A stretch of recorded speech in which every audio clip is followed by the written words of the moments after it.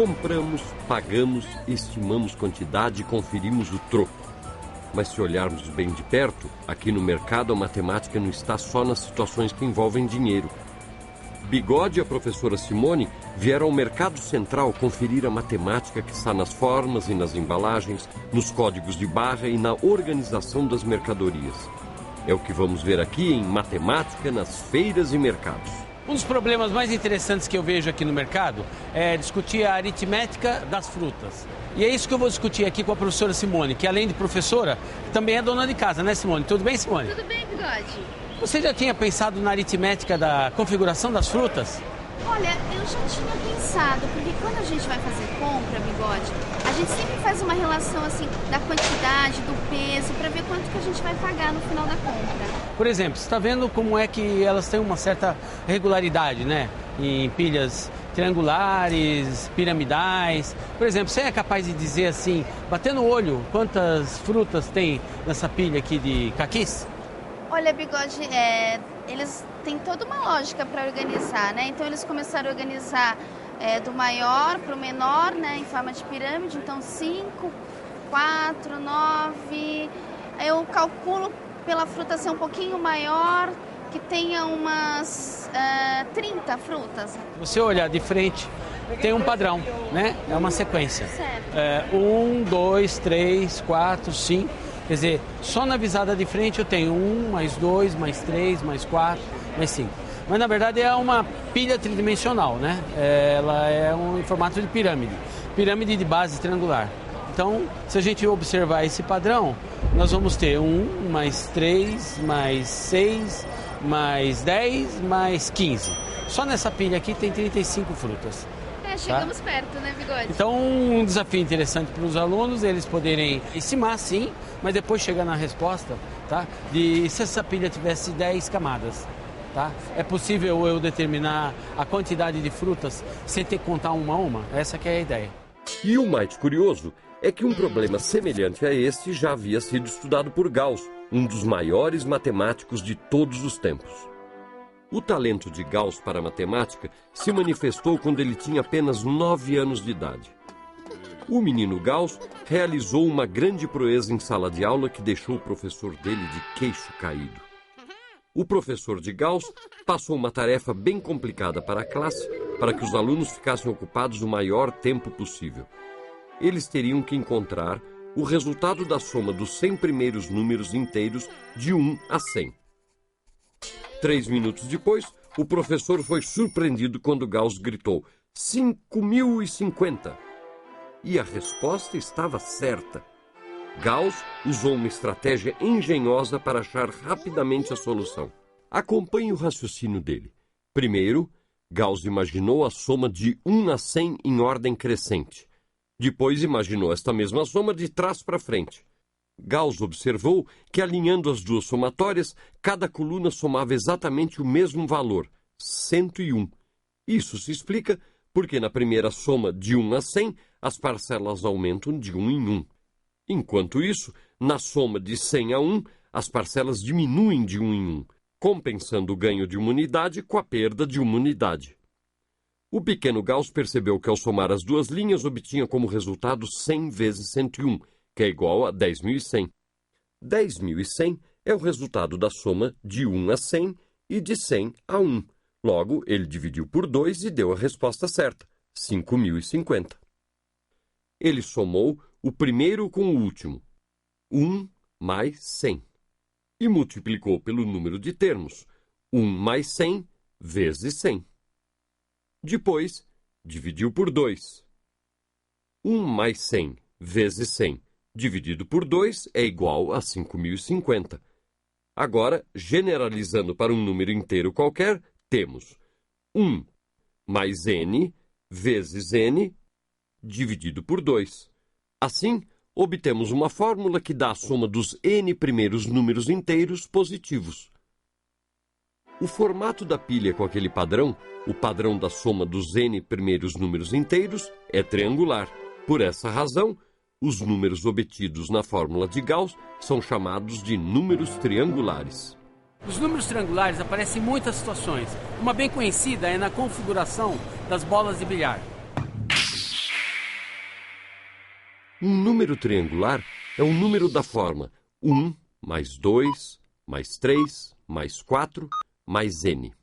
Nós vamos encontrar aqui nesse mercado uma variedade muito grande de formas de agrupamento, tá? Que te dá possibilidades de você explorar a tabuada, explorar expressões aritméticas.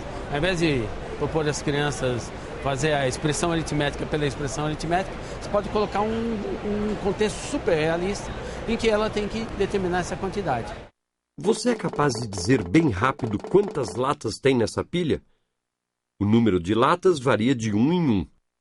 Como são 10 fileiras, temos 1, mais 2, mais 3, mais 4, mais 5, mais 6, mais 7, mais 8, mais 9, mais 10 latas. Esta é a regularidade. Nosso problema ficou reduzido a encontrar a soma dos 10 primeiros números inteiros. Eis aí rapidamente a fórmula de Gauss aplicada. E pronto, a pilha tem 55 objetos. O problema do empilhamento de objetos permite explorar alguns tópicos da matemática escolar. A propósito, existe uma curiosa relação entre números triangulares e números quadrados. A soma de duas pilhas triangulares consecutivas forma um quadrado. Vamos conferir isso com números. Observe que a soma de dois números triangulares consecutivos é um número quadrado. 1 mais 3, 4. 3 mais 6, 9. 6 mais 10, 16. 10 mais 15, 25. 15 mais 21, 36. 21 mais 28, 49. E eis aqui mais uma curiosidade relativa aos números figurados. A soma dos n primeiros números ímpares é um quadrado perfeito. Os números triangulares e os números quadrados são conhecidos e estudados desde o tempo de Pitágoras. Como eles geram uma sequência que tem uma disposição espacial, geométrica, Pitágoras os chamou de números figurados. Matemática em toda parte.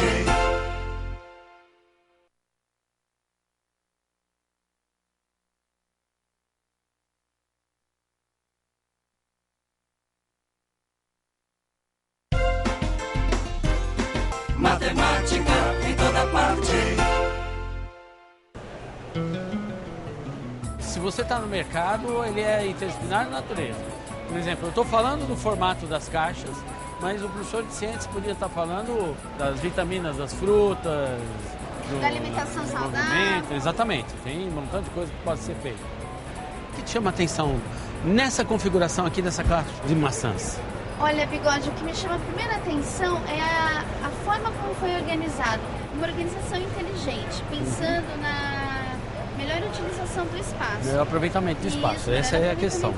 Tá? Você vê que eles não organizam sempre com o mesmo número de camadas. Essa daqui, por exemplo, está 2, 3, 2, 3, 2, 3, 2, 3. Essas camadas intermediárias 2, elas aproveitam aquele buraquinho entre duas camadas de 3. Tá? A minha ideia é que, ao invés de propor para as crianças aquelas expressões aritméticas sem nenhuma relação com a vida, propõe para elas como desafio calcular quase que de cabeça, sem contar, tá? Quantas maçãs tem nessa configuração, ok? E pedir para justificar, tá? Como é que ele pensou. Talvez algumas crianças vão pensar assim, 2, 3, dá um agrupamento de 5. Então eu tenho 5, 5, 5, 5. 4 vezes 5, 20. Talvez uma outra criança tenha pensado aqui pela lateral. Então eu tenho 5 fileiras deslocadas uma da outra, mas de 4 maçãs cada uma. 4, 4, 4, 4. E também a gente pode pensar a quantidade de quantas caixas, problematizar, trazer a tabuada, né, como conceito. Por exemplo, também. aqui você pode explorar a tabuada do 5, do 20 e mesmo a do 4, a partir de um único cenário. A caixa de maçãs e a quantidade de maçãs. E principalmente de uma forma interessante e lúdica, e você tem como pegar e como tá checando depois E depois os come dados. as maçãs, que as crianças vão gostar. Podemos fazer uma salada de fruta, né, Bigode? você viu que quando é a natureza que define o formato das frutas, por exemplo, prevalecem as formas curvas. Mas quando é o homem que organiza o seu espaço, prevalecem as formas retas. É assim a planta baixa de uma casa, os quartos, as portas, as mesas. Ou aqui, né, as caixas, prevalecem as formas retas. As caixas, de preferência, elas têm formato de paralelepípedo. Por que paralelepípedo? O paralelepípedo pode ser encarado como resultado da transformação linear de um cubo. Todo mundo tem um paralelepípedo em casa. O leite costuma ser envasado nessas caixas, formada por retângulos nas laterais. São caixas tridimensionais, tá? As faces são perpendiculares, são paralelas duas a duas. Daí o nome paralelepípedo. Algumas palavras usadas em matemática não têm mistério. Os gregos chamavam o número 49 de número quadrado, porque este é o formato da disposição de 49 objetos, disposto em 7 filas, com 7 objetos em cada uma. 7 vezes 7 é igual a 49. 49 é um número quadrado. Do mesmo modo, a nomenclatura dos cubos perfeitos também está associada à forma. O número 125 é um cubo perfeito, porque a disposição de uma pilha de cubos medindo 5 por 5 por 5 é formada por 125 cubinhos. 5 vezes 5 vezes 5 é igual a 125. 125 é um número cúbico. Chegou a hora da gente ver a aritmética dos códigos de barra. Você sabe o que é um código de barra, né? Sim. Então espera um pouquinho, vamos estudar esse aqui. Olha, um código de barra ele é formado por essas barrinhas pretas e brancas com espessuras diferentes. Mas essas barras elas estão representando esses números aqui. De modo geral, um código de barra é formado por 13 dígitos. Sempre 13. 13. Não, sempre 13 não. Quando a embalagem é pequena pode ser 8. Tem outros sistemas, mas esse é o mais hegemônico. Os 3 primeiros dígitos indicam o país de origem, onde foi fabricado, onde foi envasado. Esse azeite aqui, por exemplo, foi fabricado na Espanha, mas eu vejo que ele foi envasado no Brasil, que o código é 789. Esse é o código dos produtos brasileiros. Os 4 dígitos seguintes indicam a marca e os 5 seguintes representam o produto dentro da marca. O último dígito é o dígito de controle, que nem você tem na sua conta bancária. E aí é que está um aproveitamento didático interessante dos códigos de barra. Você pode propor para os alunos de terceira, quarta, quinta, sexta, sétima, oitava série, porque tem uma aritmética básica muito interessante para trabalhar expressões numéricas. Funciona assim, ó. Os dígitos que estão em posições ímpares, 7, 9, 0, 2, 0, 3... Soma esses números. Toma agora os dígitos que estão em posições pares. 8, 7, 8, 5, 1, 5. Soma esses dígitos que estão em posições pares e multiplica por 3. Tomando a primeira parcela, a segunda parcela, vai dar um número. A diferença entre esse número e uma dezena completa mais próxima vai ser o dígito de controle. Por exemplo, se a soma for 81, o dígito de controle vai ser 9. Se a soma for 72, o dígito de controle vai ser 8. Se a soma for 45, o dígito de controle vai ser 5. Se a soma for um número terminado em 0, eu não preciso pensar na dezena completa, já é uma dezena completa, tá? Então o dígito de controle vai ser 0. Tá? Então você pode propor para os seus alunos ficar calculando o dígito de controle de embalagens que ele encontra lá na despensa da sua casa. Esse tipo de atividade ele é muito rico porque dá um sentido para você trabalhar a ideia da ordem das operações, o uso de marcadores tipo parênteses, colchetes, e envolve cálculo de modo interessante e curioso. É muito comum os pais perguntarem para a professora o que você fez com meu filho, que ele ficou fazendo aritmética lá dentro de casa. Matemática em toda parte.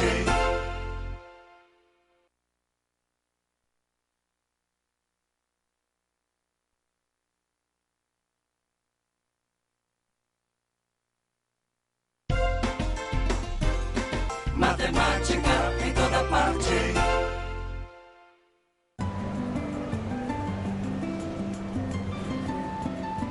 A questão do dinheiro foi o de menos na nossa discussão. É verdade, Bigode, agora que você falando isso, Tá? é verdade. Embora sempre que as pessoas pensam em mercado, feira, estabelecimento comercial, vai direto na questão conta, troco, né? Pagamento, quantidade.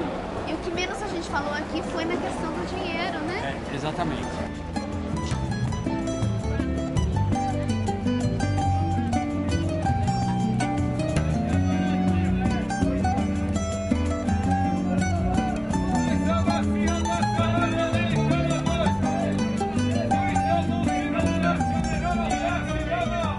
Depois de ter explorado as situações matemáticas lá no mercado municipal, eu vou aproveitar que hoje é sábado, é o dia que eu faço a minha própria feira, para explorar as possibilidades aqui, na Feira da Vila Madalena, em São Paulo.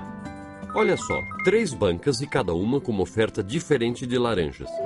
Na primeira banca são 6 dúzias por R$4. Na segunda banca são 4 dúzias por R$3. E na terceira banca são 10 dúzias por R$6. Aqui você tem que usar a proporcionalidade. Uma estratégia para decidir em que banca as laranjas estão mais em conta é comparar os preços. Mas você tem que tomar o cuidado de observar as mesmas quantidades. Imagine uma quantidade que possa ser dividida por 6, por 4 e por 10. Ou seja, descubra o mínimo múltiplo comum. O MMC de 2 ou mais números é o mínimo múltiplo comum. Ou seja, o menor múltiplo comum, diferente de 0. Por exemplo, para calcular o mínimo múltiplo comum dos números 6, 4 e 10, devemos procurar entre os infinitos múltiplos de cada um, aquele que é o menor entre os múltiplos comuns.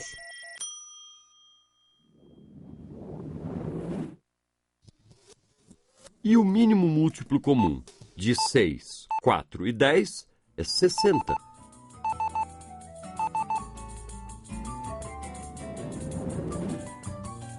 Pronto, agora calcule o preço de 60 dúzias de laranja em cada banca. Na primeira banca, 60 dúzias vão custar R$40. Na segunda banca, vão custar R$45. E na terceira banca, elas vão custar apenas R$36. Logo, as laranjas da banca número 3 são as mais baratas.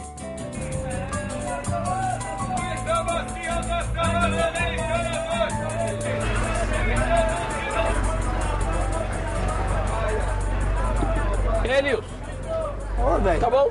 Beleza, você? Como é que tá a batata hoje? Maravilha. Então, você sabe que eu dou aula de matemática, né? Correto. Eu tava com ideia de falar umas ideias a respeito da matemática da batata. É engraçado a matemática da batata, mas é que a gente já discutiu bastante a questão da matemática nos mercados, a gente tava lá no Mercadão ontem e tal. E aí me veio a ideia de discutir a matemática da batata. Você trabalha com batata em vários níveis, na feira e também... trabalho na feira, no semi-atacado e no atacado. Tá. E me diga uma coisa, você tem noção do volume de batata que você tá? Tem noção. Nós temos que ter essa noção, porque senão a matemática não funciona, né? Tá certo. Não é mesmo?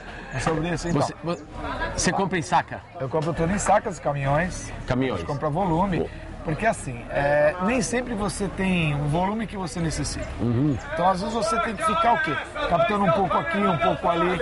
Como eu trabalho com várias variedades de batata, cada uma específica para cada prato, então eu tenho que ter, porque eu tenho cliente para cada batata. Eu tenho que achar aquela batata, a quantidade. Eu não posso chegar no mesmo dia porque eu não ia encontrar aquela minha necessidade. Então eu tenho que variar, tem que dar um dia adiantado. Você compra em saca, né? Saca de 50 quilos. Mas quando eu era criança, estudava na escola, a saca era de 60 quilos. Exatamente. E agora é de 50? Porque antigamente eram 4 arrobas. Era o padrão internacional. Então eles mudaram de 60 para 50 quilos. Sim. Isso pegou. Por quê? O carregador também. A coluna dele, porque ele carrega a saca na cabeça. Sim. Então a coluna dele é uma questão também de saúde. E né? E ele acabou se adaptando a 50 quilos e agora é 50 quilos. É fácil porque o 50 é um divisor do 100, então fica mais fácil fazer é o manejo cálculo, da saca também. Mas uma saca de 50 quilos, deixa eu pensar aqui, aproximadamente quantas batatas tem essa saca? Bom, 1 quilo tem quantas batatas aproximadamente? Médias, porque a batata normalmente ela vem toda misturada numa saca. Ela vem miúda, graúda, média e tortas, né? Ou assim, média tá o quê? Média por batata eu nunca tive a curiosidade de pesar. exato. Sim. Mas a gente tira uma noção, vamos pôr aí 200 a 250 gramas 200 por a 250 batata, gramas por batata. multiplica isso por 50. Então, nessa saca tá Então, 250 batatas. mais ou menos Sabe que uma coisa me chamou a atenção? Eu sou um caçador de situações para poder oferecer para a escola, trabalhar, as crianças se interessam. Um dia desse passei uma daquelas lanchonetes famosas aí e aquela porção de fritas, tá? Eu achei ela muito cara, R$5. Você está vendendo 1 quilo aqui a R$3,50, tá? Obviamente aquela porção não tinha 1 quilo, certo? Aí não, geralmente não é 1 quilo. Eu fui perguntar lá pro rapaz, a porção grande é 145 gramas e a porção média 105 gramas. Então você está imaginando, 145 gramas, alguma coisa equivalente a uma batata, né? Imagina, ó. Eu te pagar R$5 por essa batata. Bom, né? Você tá. Pra você vai ser bom. Mas você tá vendendo aqui a R$3,50, né? Essa sai mais barata. Essa está em torno de R$2 hoje. Normalmente, o preço dessa batata é em torno de R$1,50, R$1. Sei. Hoje, como nós estamos fora de safra e a variedade da batata tá difícil essa variedade, então o preço dela hoje no máximo é R$2, com esse tamanho. Tá. Você já parou para pensar quanta batata daria para comprar na feira com o dinheiro que se gasta com um saquinho de batatas lá na lanchonete? Acompanhe o raciocínio. O peso de uma batata in natura de tamanho médio varia de 140 a 170 gramas, ou seja, 1 quilo de batatas na feira tem em média 6 batatas. O preço da batata na feira varia de R$2 a R$3. Um saquinho de batata frita tem cerca de 150 gramas, ou seja, 6 saquinhos pesam aproximadamente 1 quilo. Como cada saquinho de batata frita custa um pouco mais do que R$5 na lanchonete, 6 saquinhos vão custar cerca de R$30. Com R$30 dá para comprar de 10 a 15 quilos de batata na feira. O Brasil produz aí cerca de 4,5 milhões de toneladas de batata por safra. E está muito longe da China, que é o primeiro lugar, 75 milhões. Olha a ordem de grandeza, né? A professora poderia propor para os alunos pesquisarem que porcentagem da produção mundial ou da produção, que fração da produção da China é a produção brasileira. Agora, 1/3 disso é produzido em Minas Gerais.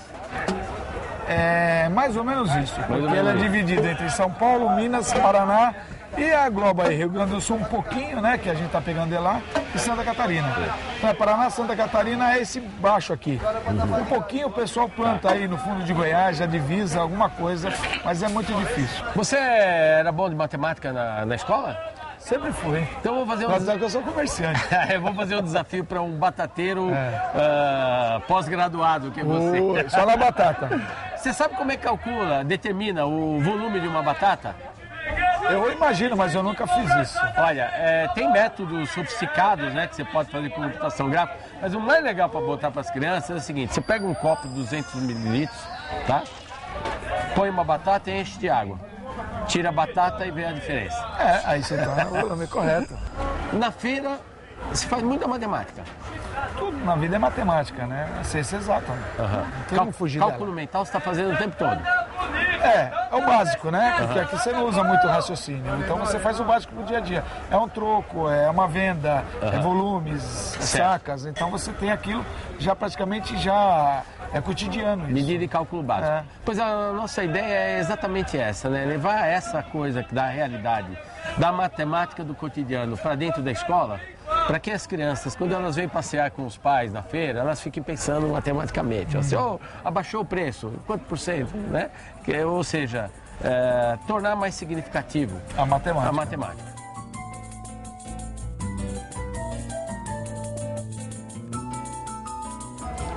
Cássio, para de gravar um pouquinho, vamos comer um pastel aqui. Tudo bom? Cansou? Opa. Vir na feira sem comer um pastelzinho de feira é como ir a Roma sem ver o Papa. Não dá. Pastel é uma entidade, né, cultural aqui.